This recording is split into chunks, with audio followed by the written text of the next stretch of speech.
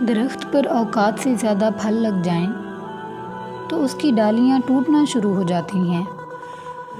انسان کو اوقات سے زیادہ مل جائے تو وہ رشتوں کو توڑنا شروع کر دیتا ہے۔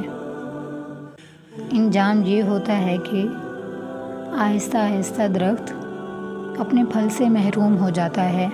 الفاظ کا چناؤ سوچ سمجھ کر کریں۔ جب آپ بات کر رہے ہوتے ہیں تو آپ کے الفاظ آپ کے خاندان کا پتہ، مزاج اور آپ کی تربیت کا پتہ دے رہے ہوتے ہیں۔ بچہ بڑا ہو کر سمجھ جاتا ہے کہ ابا کی پابندیاں ٹھیک ہی تھیں، اور بندہ مرنے کے بعد سمجھ جائے گا کہ اس کے رب کی پابندیاں ٹھیک تھیں۔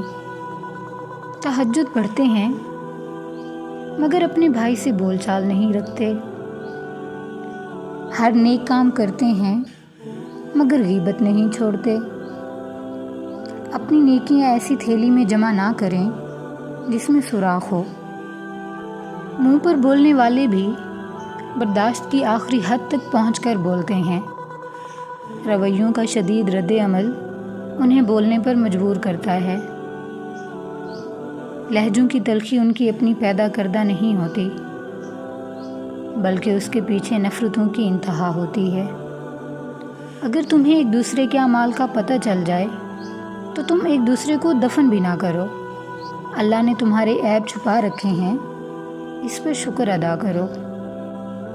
کچھ لوگ اپنے لیے ساری ساری رات جنت کی دعائیں مانگتے ہیں، لیکن دوسروں کی زندگی انہوں نے جہنم بنائی ہوئی ہوتی ہے۔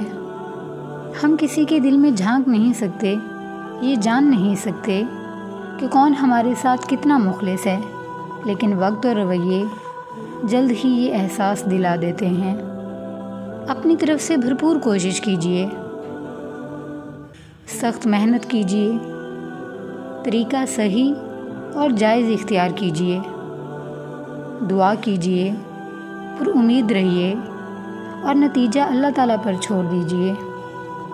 زبان دراز لوگوں سے ڈرنے کا کوئی فائدہ نہیں، وہ تو شور ڈال کر اپنی بھڑاس نکال لیتے ہیں، لیکن ڈرو ان لوگوں سے جو سہ جاتے ہیں، کیونکہ وہ معاملہ اللہ کے سپرد کر دیتے ہیں۔